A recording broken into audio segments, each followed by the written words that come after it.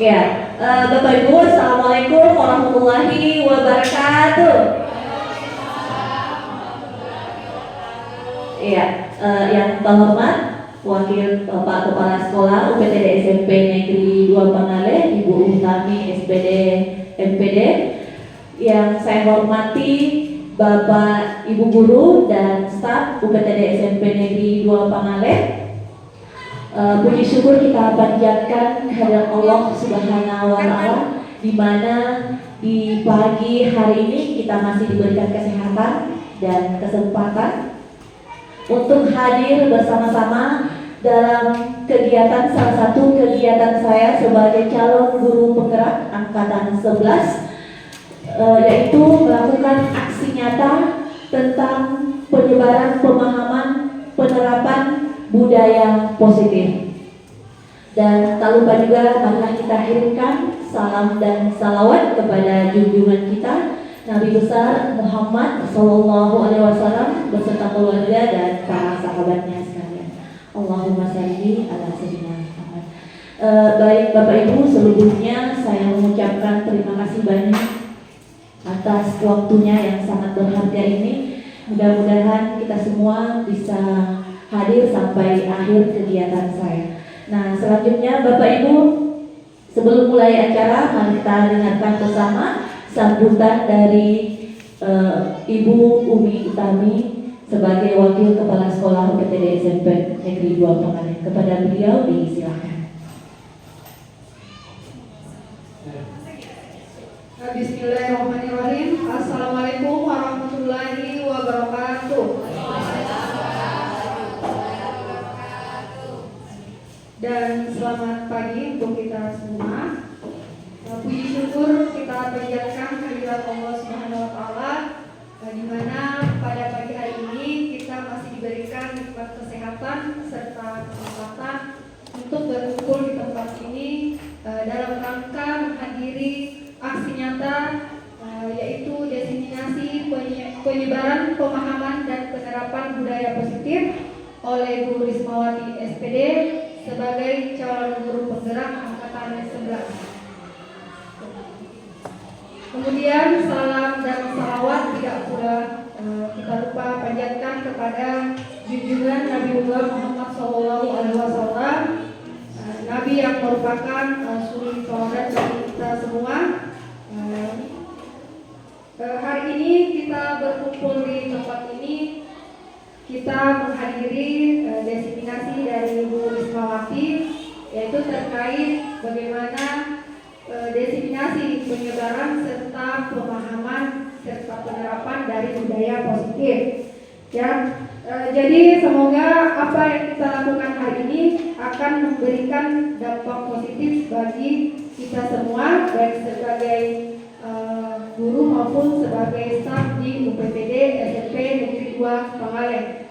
Nah, semoga hingga akhir pertemuan ini kita tetap diberikan semangat, ya, menyimak penjelasan serta pemaparan dari Bu Risma sebentar tentang apa itu budaya positif, yang pastinya akan membawa wawasan baru bagi kita semua bagaimana budaya positif yang seharusnya diterapkan di sekolah. Nah, dengan ucapan Bismillahirrahmanirrahim, marilah kita bersama-sama membuka acara ini dengan penuh semangat. Ya. Bismillahirrahmanirrahim. Dan untuk saya sekian, saya serahkan kembali ke Ibu Risma sebagai pemateri hari ini. Ya, luar biasa, terima kasih Wakil Kepala Sekolah Ibu Utami atas sambutannya. Baik Bapak Ibu, mungkin bisa langsung saja masuk materi kita hari ini dengan ucapan Bismillahirrahmanirrahim. Kita langsung saja pada masuk materi tentang budaya positif hari ini.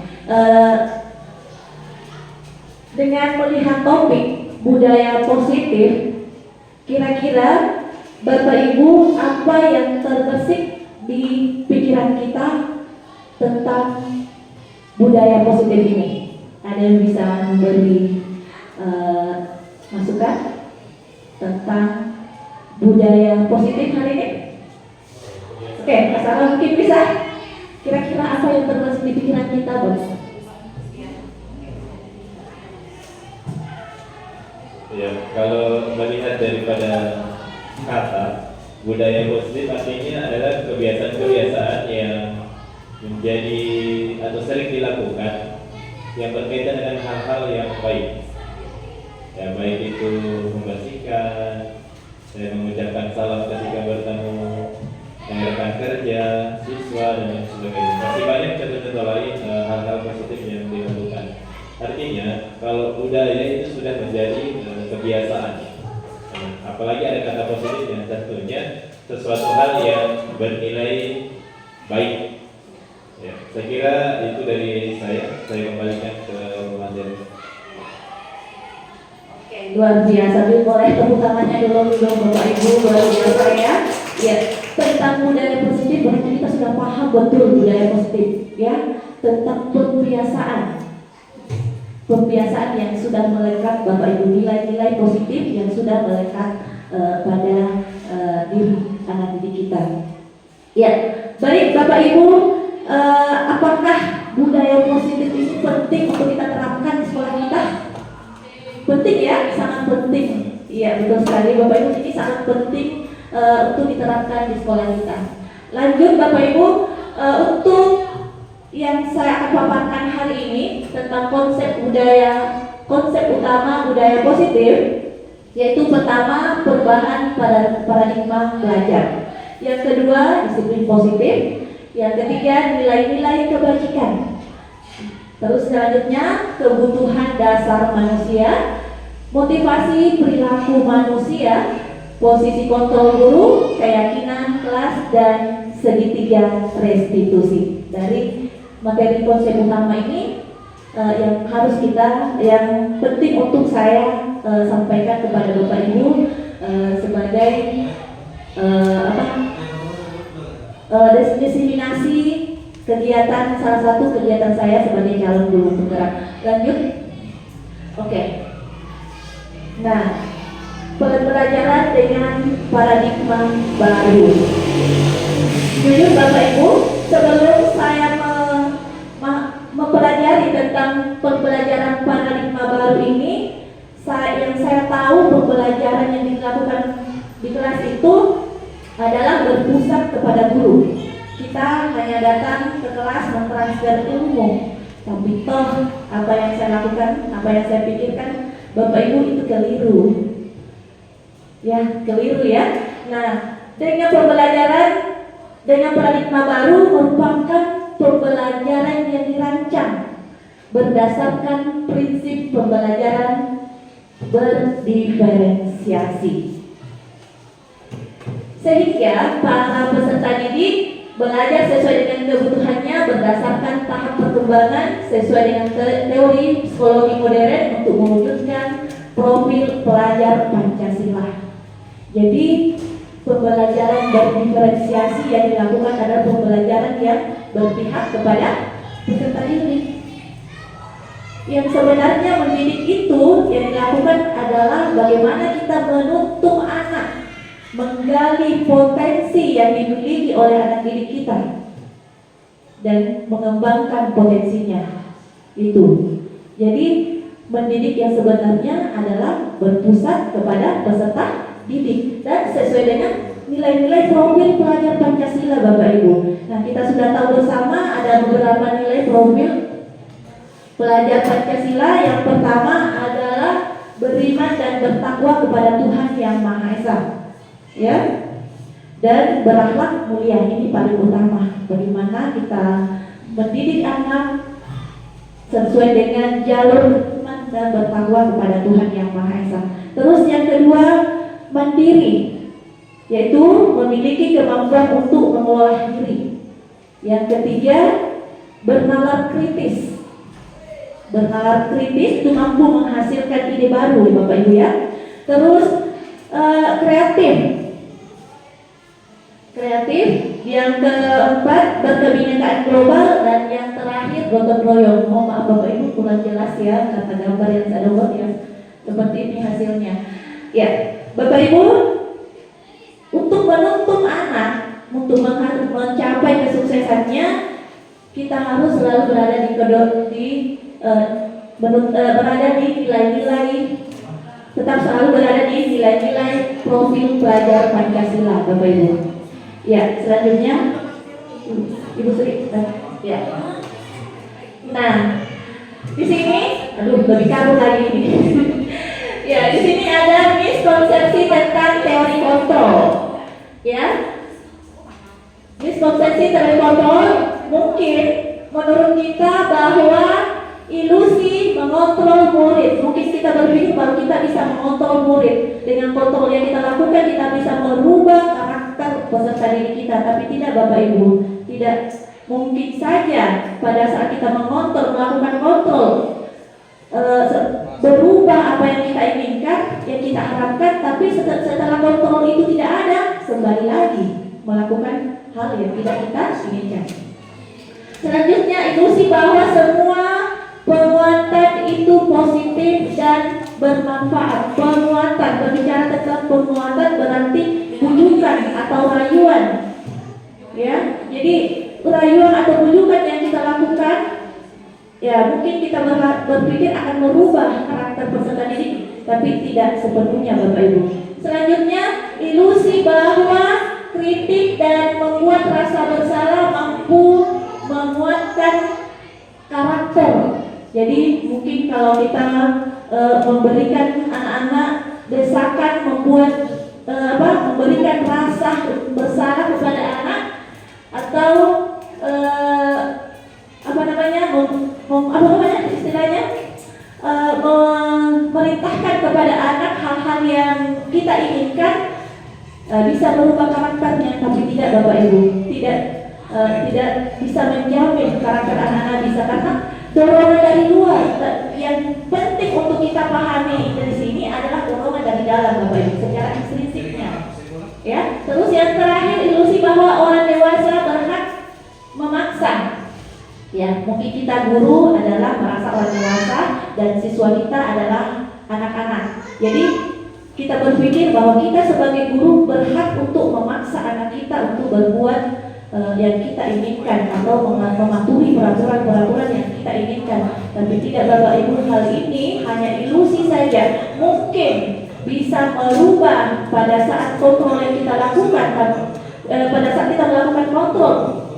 Tapi secara intrinsik dari dalam tidak menjamin bahwa itu bisa berubah, Bapak Ibu. Pada saat kita lakukan kontrol berubah, tapi setelah kita lengah, pada saat kita tidak hadir di sekolah, pada saat tidak ada guru piket, ya mungkin peraturan-peraturan itu akan dilanggar kembali. Karena yang terpenting di sini bagaimana kita sebagai guru, sebagai kontrol untuk anak-anak bisa memunculkan motivasi yang ada dalam dirinya. Yang paling penting adalah dalam diri siswa kita. Oke, next. Nah, di sini ada mengubah paradigma stimulus respon ke pendekatan teori kontrol. Nah, stimulus respon tentang dunia dan teori kontrol tentang dunia. Realita kebutuhan kita sama, tapi nyatanya, Bapak Ibu, bahwa realita kebutuhan kita berbeda. Jadi walaupun anak berada di lingkungan yang sama, di kelas yang sama, tetapi karakter anak itu berbeda. Lanjut, semua orang melihat hal yang sama, tapi nyatanya tidak, setiap orang memiliki gambaran berbeda. Kita mencoba mengubah agar pandangan sama dengan kita, tetapi kita berusaha memahami pandangan orang lain tentang dunia. Stimulus respon selanjutnya, perilaku buruk dilihat sebagai suatu kesalahan, tetapi teori kontrol menyatakan bahwa semua perilaku memiliki tujuan. Jadi Bapak Ibu, kalau misalnya ada siswa kita melakukan kesalahan, pasti ada tujuannya. Dan yang kewajiban kita di sini adalah bagaimana kita kita melakukan komunikasi yang baik, mencari tahu apa alasan anak ini berbuat seperti ini. Pasti ada alasannya Bapak Ibu.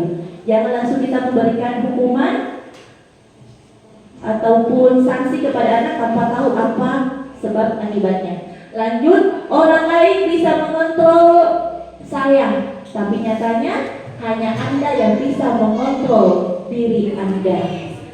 Selanjutnya, saya bisa mengontrol orang lain, Anda tidak bisa mengontrol orang lain.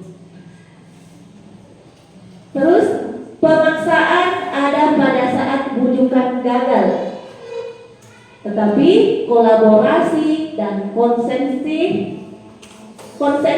menciptakan pilihan-pilihan baru.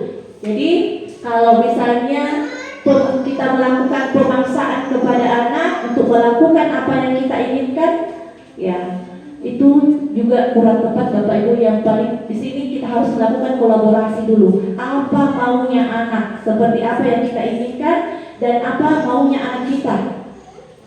Ya, kolaborasi dan konsensus. Terus model berpikir menang kalah, tapi yang sebenarnya model berpikir kita harus menang dalam artian walaupun anak kita berbuat kesalahan, tapi bagaimana kita sebagai guru jangan memvonis langsung membuat anak itu merasa tidak dihargai, merasa dirinya paling bersalah, tapi bagaimana kita kesalahan itu merupakan pembelajaran agar tidak terjadi lagi kesalahan kedua kalinya Bapak Ibu. Oke, next. Ibu Sri bisa lanjut?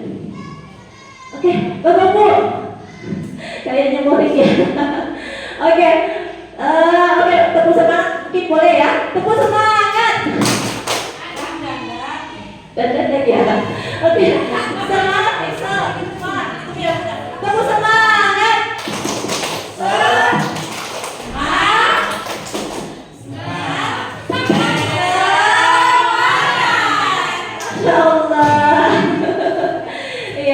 Semangat ya Bapak Ibu, karena mungkin lagi beberapa materi yang harus saya paparkan kembali. Oke, mau tes konsentrasi dulu.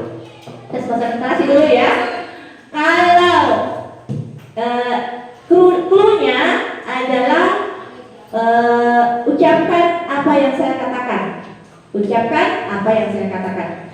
Kalau ini adalah satu. Kalau yang ini satu. Kalau yang ini dua.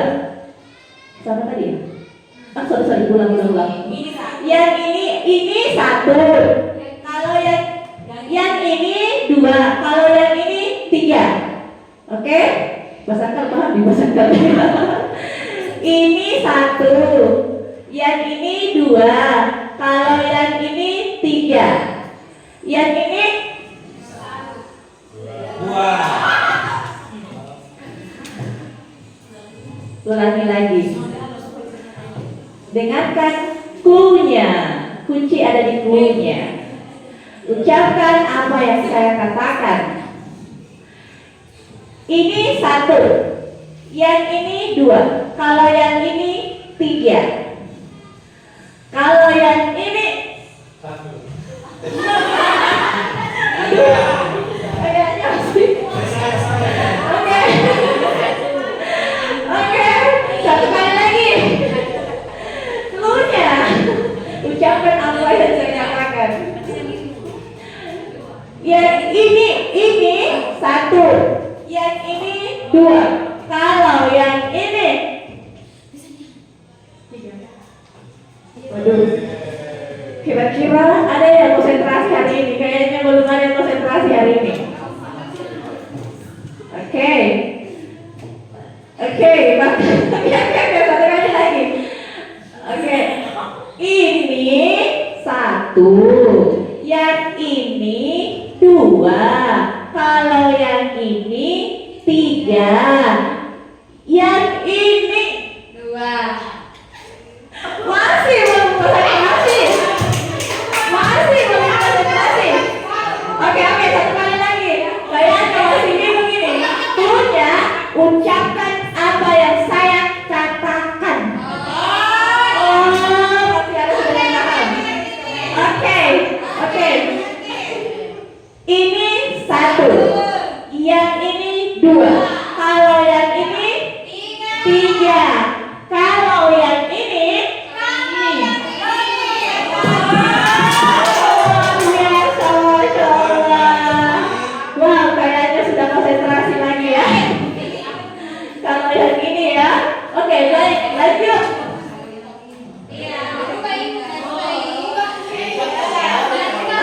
Ada clue-nya Bu Ana, ada clue. Kita fokus kepada clue-nya. Oke, baik. Lanjut berikutnya. Disiplin positif. Disiplin positif, kalau mendengar kata disiplin, ya berarti tentang aturan ya Bapak Ibu. Aturan.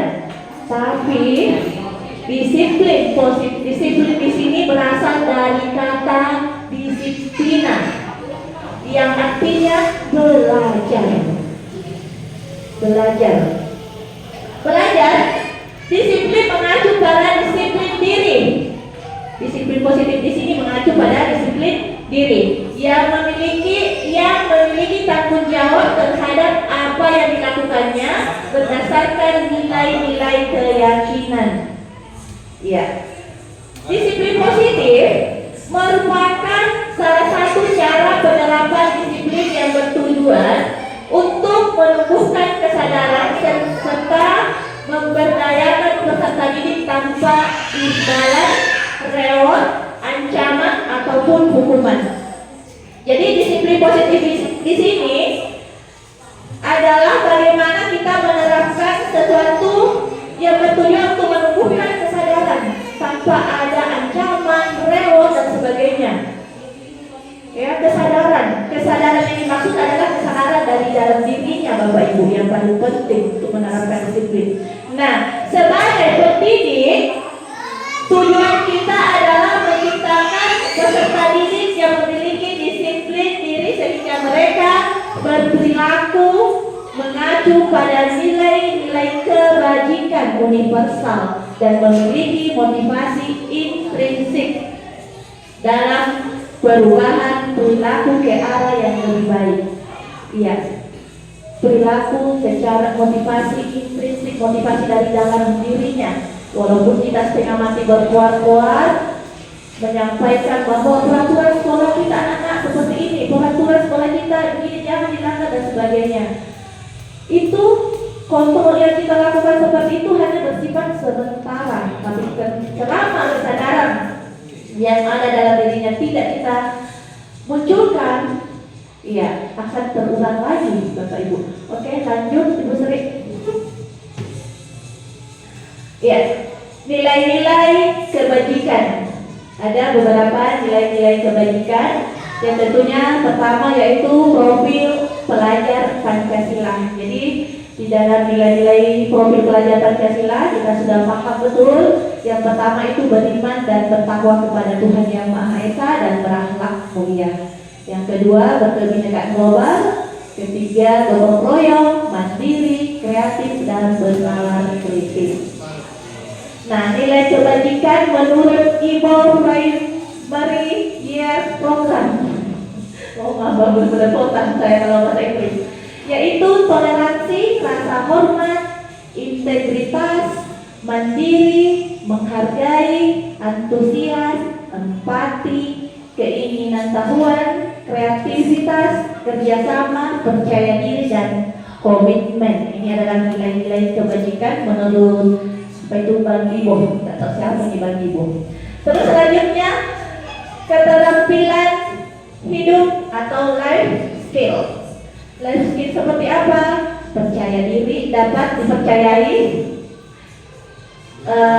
lurus hati, pendengar yang aktif, tidak merendahkan orang lain dan memberikan yang terbaik dari dirinya. Ini life skill. Lanjut.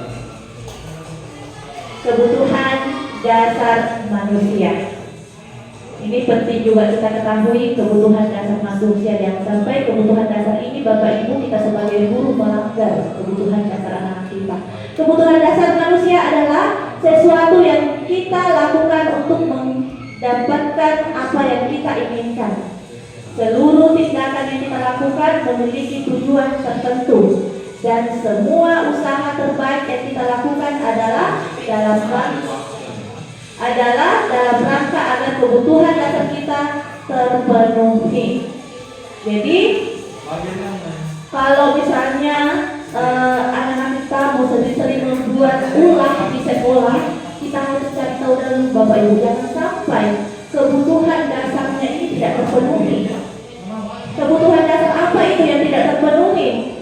Siapa tahu yang pertama bertahan hidupnya. Bertahan hidup ini ya seperti makanan, rumah, ya siapa tahu kalau misalnya di sekolah biasa mengambil makanannya temannya, siapa tahu dia tidak mendapatkan kebutuhan makanan yang sesuai yang dia butuhkan di rumah Bapak Ibu. Atau misalnya di rumahnya itu terjadi bukan rumah atau direhab rumah, akhirnya dia lupa bawa buku, bawa pulpen. Jadi mungkin saja kebutuhan dasar seperti itu yang tidak terpenuhi, Bapak Ibu. Terus selanjutnya adalah kebutuhan dasar kasih sayang. Ya, siapa tahu anak kita tidak mendapatkan kasih sayang di rumah, orang tuanya mungkin punya masalah, akhirnya dia tidak mendapatkan kasih sayang di rumah. Jadi akhirnya dia membuat, karena dia butuh kasih sayang di sekolah, ya cari perhatian, selalu buat masalah dan sebagainya. Lanjut, terus kebutuhan kebebasan. Ya, mungkin saja di rumahnya ditekan oleh orang tuanya atau orang di lingkungannya, di sekolah dia bebas, dia berbuat ulah karena dia tidak mendapatkan kebebasan di rumahnya Bapak Ibu. Jadi kita harus cari tahu dulu kebutuhan dasarnya Bapak Ibu. Terus kesenangan di rumahnya tidak mendapatkan kesenangan, akhirnya di sekolah sembarang bikin. Ya, seperti bebaslah berbuat di luar di lingkungan sekolah, bikin ulah dan sebagainya. Terus penguasaan itu setiap individu ingin jadi pemimpin, ya. Jadi siapa tahu buat di rumahnya selalu ditekan seperti apa yang saya bilang tadi, penguasaannya tidak terpenuhi Bapak Ibu. Jadi ini yang penting harus kita pahami, setiap individu itu punya kebutuhan dasar. Ya, jadi ini sama dengan halnya dengan kita, kalau kita tidak mendapatkan kasih sayang di rumah, kita tidak mendapatkan kasih sayang di rumah, ya bisa jadi kita mencari kasih sayang di luar sana. Masalah jangan masalah ya. Oke, lanjut Bu Suri. Motivasi perilaku manusia. Jadi setiap orang itu berbuat sesuatu pasti ada alasannya. Ya, ada motivasi yang mungkin muncul. Yang pertama, di sini ada motivasi merupakan dorongan yang dimiliki seorang individu yang dapat merangsang untuk dapat melakukan tindakan atau sesuatu yang menjadi dasar atau alasan seseorang untuk berperilaku atau mencapai tujuan tertentu. Nah, motivasi apa itu? Yang pertama adalah motivasi ekstrinsik dari luar. Motivasi apa yang dari luar? Yaitu untuk menghindari ketidaknyamanan atau hukuman. Jadi kalau mungkin anak kita sering dia harus melakukan sesuatu karena menghindari ketidaknyamanan, tidak senang dalam belajar, akhirnya bolos. Ya, itu motivasi yang motivasi dari luar ya. Terus untuk mendapatkan imbalan atau penghargaan dari orang lain. Jadi dia mau berbuat baik karena ada alasannya. Ya, karena ada mungkin imbalan yang dia harapkan. Terus yang paling penting di sini yang penting di sini untuk kita ketahui adalah motivasi intrinsik. Motivasi intrinsik seperti apa? Yaitu untuk menjadi orang yang mereka inginkan dan menghargai diri sendiri dengan nilai-nilai yang mereka percayai. Nilai-nilai, motivasi yang menjadi untuk menjadi orang yang mereka inginkan. Ya, mobilisasi ini, instruksi ini yang paling penting untuk kita tahu tentang anak kita, Bapak Ibu. Lanjut. Ya, masuk materi baru. Sudah berapa tadi materi sudah berlalu? Ya, yaitu posisi kontrol seorang guru. Ada 5 posisi kontrol seorang guru. Yang pertama adalah sebagai penghukum. Yang kedua, membuat rasa bersalah. Yang ketiga, sebagai teman. Yang keempat, pemantau. Dan yang terakhir, manajer. Ya, Bapak Ibu, jujur, saya sebagai guru terkadang jadi penghukum, terkadang jadi pembuat rasa bersalah, terkadang jadi teman, terkadang jadi pemantau. Kata Rob, kita jadi guru apa kita? Sebagai posisi kontrol yang kita lakukan di sekolah.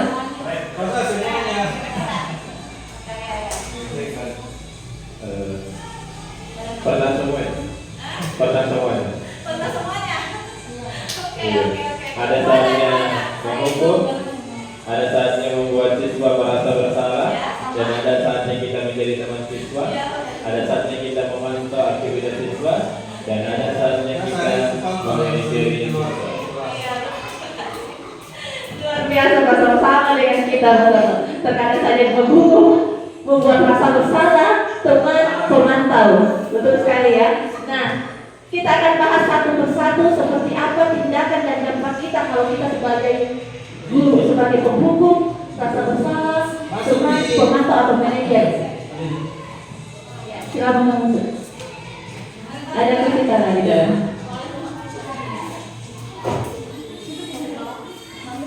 Ada kursi Bu Ana gitu ya. Oke. Oke, lanjut.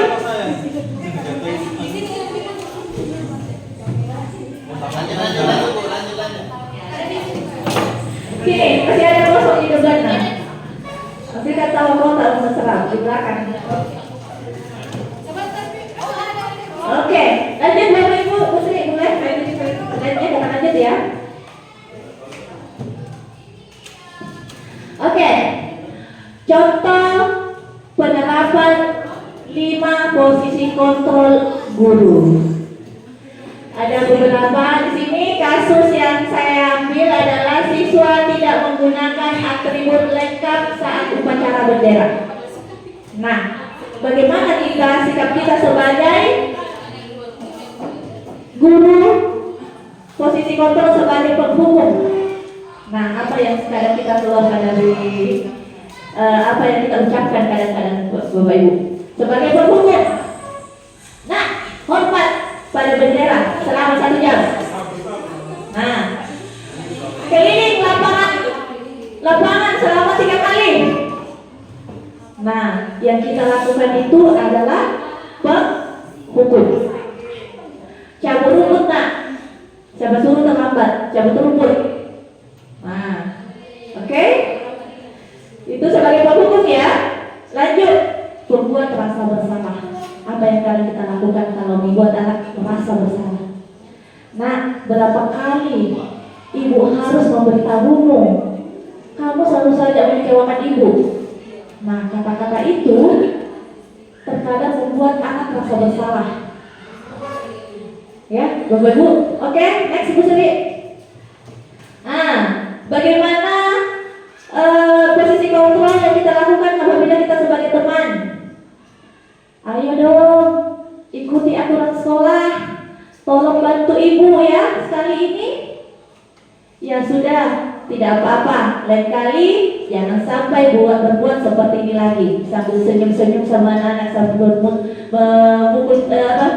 memukul pundaknya. Berarti sikap yang kita lakukan ini sebagai teman. Lanjut, bagaimana sikap kita sebagai guru? Jadi pemantau. Kamu sudah melanggar peraturan sekolah. Kamu tahu konsekuensinya? Setelah upacara, kamu beli atributnya dan jangan diulangi lagi. Nah, kata-kata seperti inilah Nah, kita sebagai posisi kita sebagai pemantau. Oke, lanjut. Nah, ini manajer. Ini manajer barusan Pak juga dengar. Nanti melalui pendidikan ini Bapak Ibu baru tahu kalau kita juga itu sebagai manajer. Nah, kata-kata yang kita lontarkan kalau sebagai manajer adalah, nah, apakah kamu tahu kesalahanmu? Berarti anak-anak yang mencari tahu kesalahannya. Lanjut, kira-kira bagaimana kamu memperbaiki kesalahanmu? Dia sendiri yang cari tahu konsekuensi dari kesalahannya, Bapak Ibu. Jadi kita butuh komunikasi. Yang ini manajer yang disarankan untuk Bapak Ki Hajar Dewantara ya, sesuai dengan teori kontrol. Ya, kita sebagai manajer. Jadi untuk memberikan hukuman atau sanksi kepada anak, kita cari tahu dulu masalahnya di mana. Jangan sampai terhambat sekolah gara-gara menolong orang yang sedang jatuh di jalan. Ya namanya hati nurani, wajib kita menolong orang. Jangan sampai dia terlambat datang sekolah, dia sedang berduka di rumahnya. Iya. Dan harus yang perlu kita ketahui, yang perlu kita pahami di sini bagaimana kita sebagai manajer berkomunikasi dengan baik apa kesalahan anak itu dan mencari tahu apa sanksi dari kesalahan itu, Bapak Ibu. Oke? Dan Bapak Ibu sekarang sudah paham tentang teori kontrol? Paham? Oke, kita teks Ibu Seri. Next. Nah, kita tes pada ini dulu.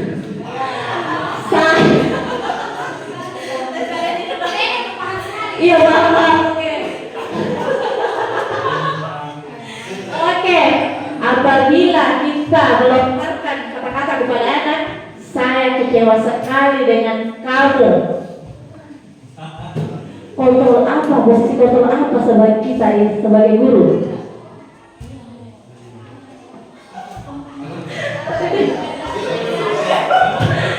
Saya kecewa sekali dengan kamu. Oke, gimana?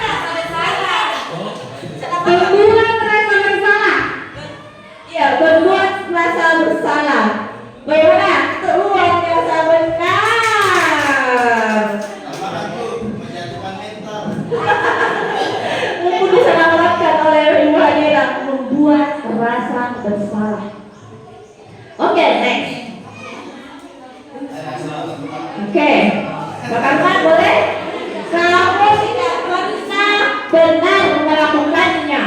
Nah, kamu tidak pernah benar melakukannya. Kira-kira dari apa kita? Coba, Pak Arman. Pak Arman ini jangan sampai ada Pak Arman. Kamu tidak pernah Menyalahkan. ada di mata di posisi kontrol. Buat merasa bersalah juga. Membuat rasa bersalah sebagai penghukum, sebagai manajer, sebagai teman, dan sebagai kelima tadi. Ya, manajer. Ya, apa kira-kira? Apa tadi Pak? Kamu tidak Menghukum. sebagai Oke, jangan masalah. Oke, ya dicoba tidak masalah.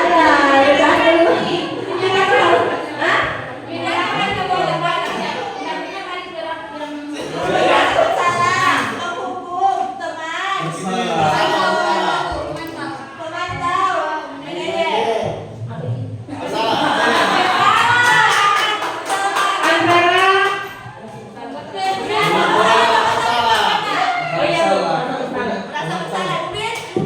Ya sama merasa bersalah.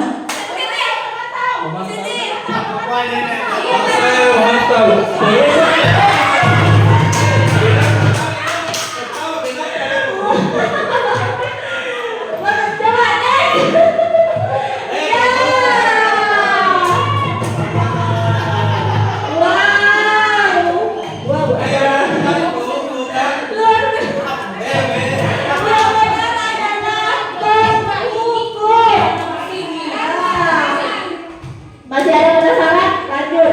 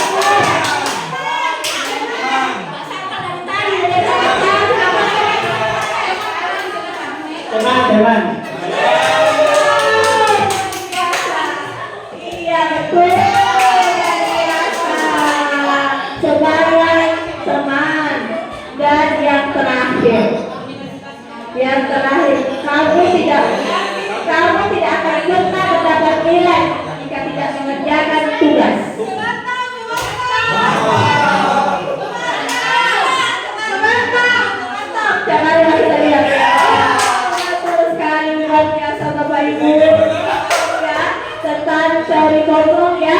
Ya, jadi beberapa kata-kata atau kalimat yang kita lontarkan kepada anak yang sesuai dengan teori-teori kontrol. Nah, lanjut.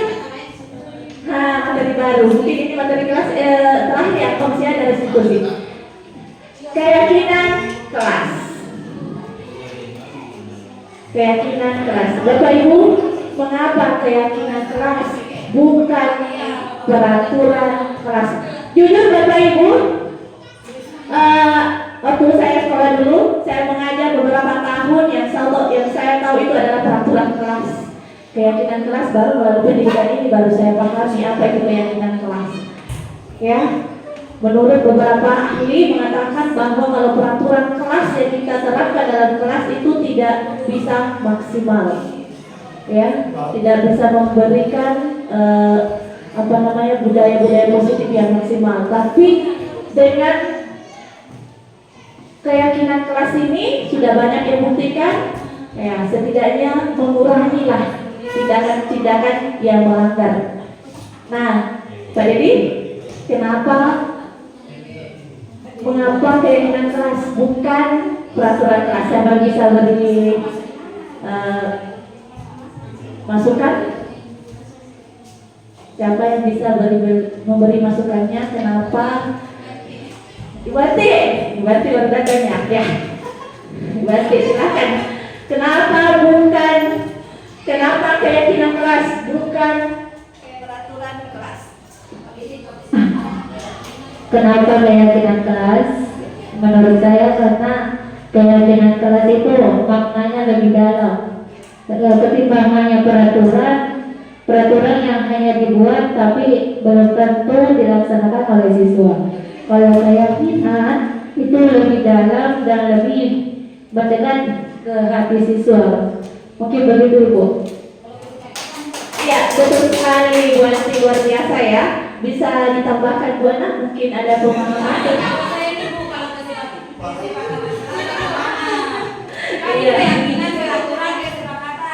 Iya, dengan adanya keyakinan kelas Buana maka muncullah kesepakatan. Iya, betul sekali tadi yang dikatakan Bu Anti bahwa keyakinan kelas itu ini mudah keyakinan kelas di sini adalah apa yang kita yakini di dalam kelas, ya. Kita yakini bersama, dilakukan bersama dengan guru, dibuat oleh guru bersama dengan siswa. Kalau peraturan kelas hanya sepihak saja, mungkin sekolah yang buat, kita sebagai wali kelas yang buat. Tapi tidak melalui kesepakatan siswa. Jadi siswa ada melanggar karena kesepakatan kita tidak membuat kesepakatannya dengan aturan-aturan yang kita buat tadi. Jadi kita harus untuk membuat keyakinan kelas harus ada dua arah, siswa sepakat, guru sepakat, ya Bapak Ibu. Nah, untuk membuat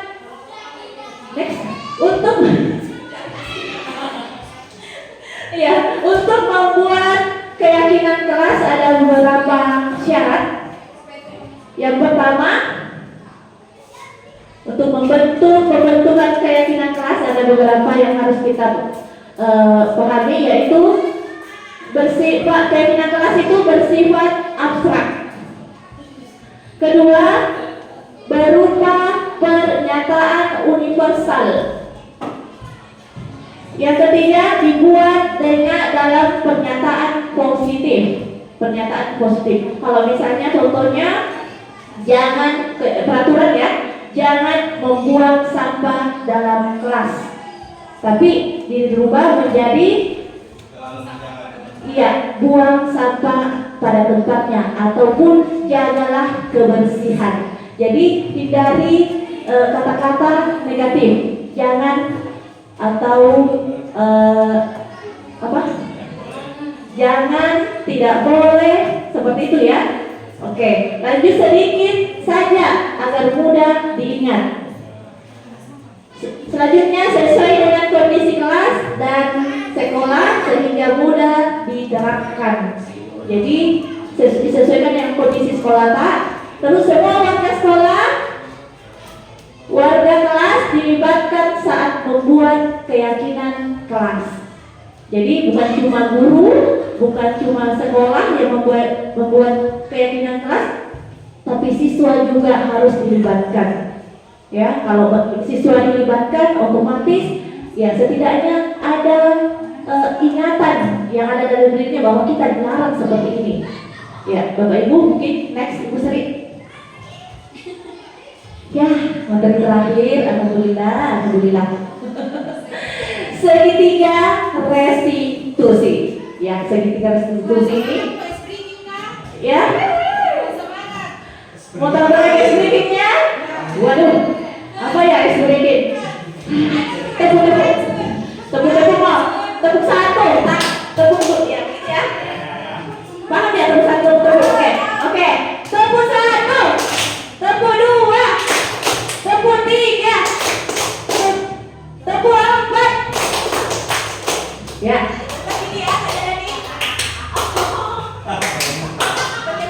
Tepuk empat. Ya. Tepuk lima. Iya, betul sekali. Waduh, luar biasa di sini, Pak.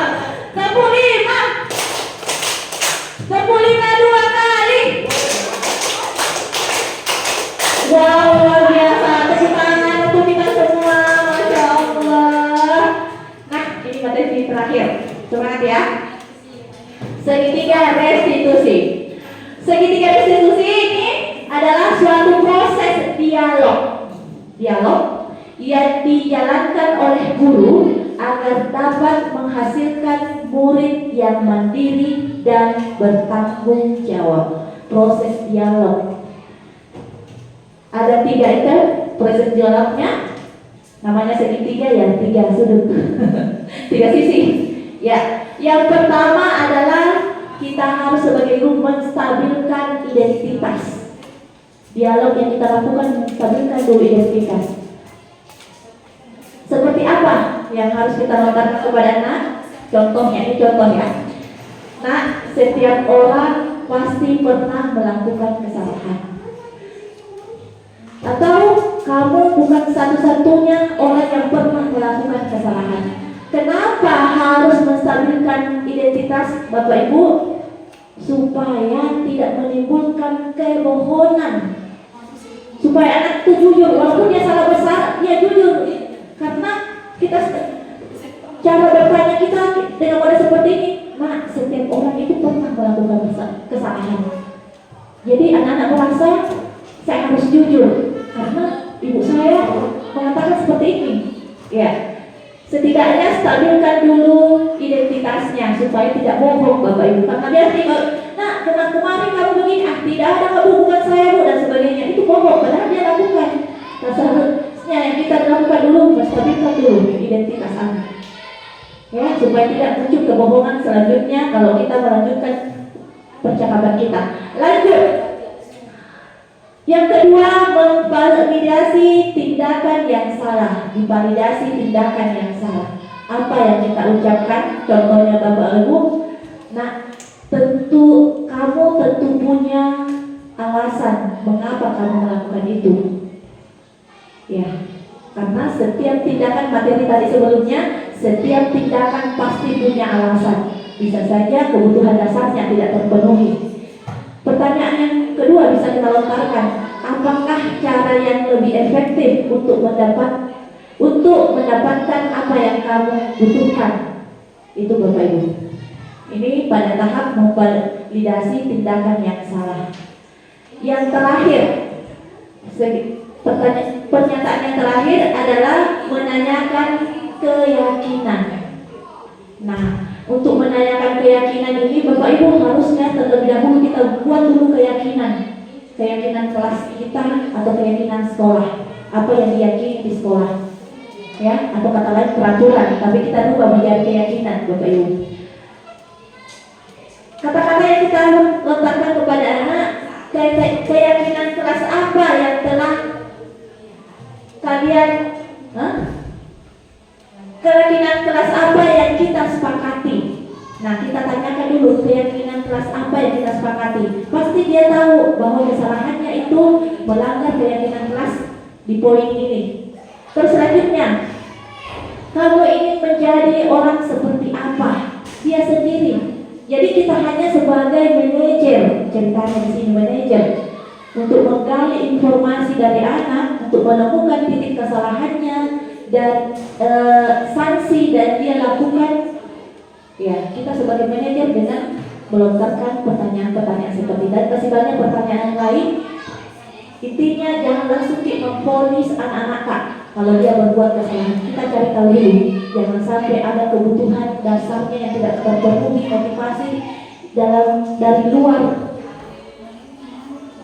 yang mungkin memotivasi dia melakukan kesalahan Bapak Ibu. Oke, next Ibu Sri. Masih ada kah? Iya, ada apa? Praktek seni ini, praktek seni 3 institusi ya, Bapak Ibu mungkin di luar institusi itu. Ini praktek saja ya Bapak Ibu ya, jadi saya agak melihat teks.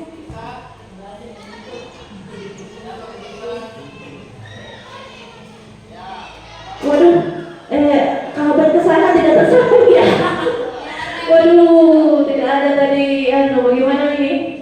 Nah, ini adalah proses kasus tentang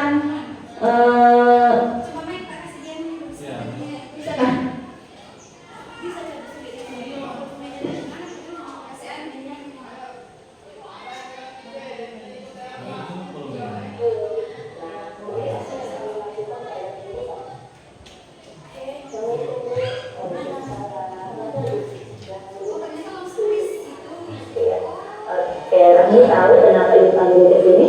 Tidak. Begini ya. Tadi ibu dengar dari ketua kelas katanya kamu bertengkar ya dengan ini. Jadi soalnya ini 2 kali menyentuh tidak salah, bukan tidak salah, namun kayak gini saya begitu. Jadi kamu marah, bisa ibu juga berkomunikasi kamu, mungkin ibu juga akan melakukan hal yang sama. Nah, lalu apa yang kamu lakukan terhadap ibu sampai bertengkar? Saya mengadakan komunikasi dan kemudian oh begitu. Ibu yakin kami berdua seperti itu pasti ada tanya kan? Iya betul itu ketika bertemu juga dia saya dengar tadi iya wajarlah kamu merasa marah karena tidak jelas kerjaanmu dicontek begitu saja ya. Ibu sangat menghargai tindakan kamu yang tidak berbuat berlebih terhadap Wendy. Nah, sekarang coba kita pikirkan tindakan kamu marah sampai memukul meja apakah sudah sesuai dengan keyakinan kelas kita? Tidak ya. Nah, menurut kamu keyakinan kelas apa yang sudah dilanggar? Kalau sesuai dengan informasi kesamaan tidak betul sekali. Menurut kamu saling menghargai dan hormati antar teman itu penting ya. Penting ya. Iya. Nah, kalau menurut kamu itu penting, jadi keyakinan apa yang harus kami lakukan ketika kami marah? Ya harusnya lebih bersabar dan menahan emosi. Bersabar dan menahan emosi ya. Kami bersedia memperbaiki masalah itu. Iya, bersedia ya. Nah, apa yang akan kami lakukan untuk memperbaiki masalah itu? Saya harus lebih sabar dan lebih memberikan sama ya. Jika ada teman yang menurut saya akan menunjukkannya ke guru atau yang kelas tidak betul sekali ya. Tetap sekali ya tindakan yang kami ulangi. Tetap semangat ya. Nah, sekarang kami boleh kembali ke kelas. Iya, Bapak Ibu, itulah tadi contoh percakapan segitiga restitusi yang saya lakukan kepada siswa yang melakukan permasalahan ataupun pelanggaran di dalam kelas pada saat proses pembelajaran. Nah, ini yang kedua mungkin tidak usah ditonton ini, ya karena ini sama contohnya sama, mungkin sama tapi beda kasus saja. Nah, Bapak Ibu untuk terakhir sebagai penutup dari saya, slide-nya mana?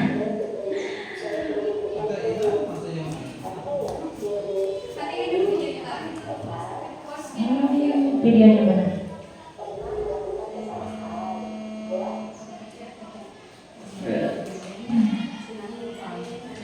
Oke, Bapak Ibu, alhamdulillahirobbilalamin. Kita sampai di penghujung kegiatan kita hari ini. Sebagai penutup, Ya, sebagai penutup kita hari ini yang perlu kita renungi hari ini yaitu dalam menerapkan disiplin positif, hendaknya guru memiliki standar kepribadian profesional dan sosial yang baik, di mana guru mampu merefleksikan dirinya dalam posisi kontrol saat ini, bagaimana menjalankan dirinya sebagai among atau manajer yang menuntut murid-muridnya menjadi insan yang mandiri, merdeka, dan bertanggung jawab sesuai dengan standar nasional pendidikan. Iya, ini yang perlu kita renungkan Bapak Ibu. Ya, untuk diseminasi hari ini Bapak Ibu, cukup sekian. Saya ucapkan terima kasih banyak kepada Wakil Kepala Sekolah atas waktunya dengan Bapak Ibu guru, teman-teman beserta dengan staf. Terima kasih waktunya yang sangat berharga ini buat saya.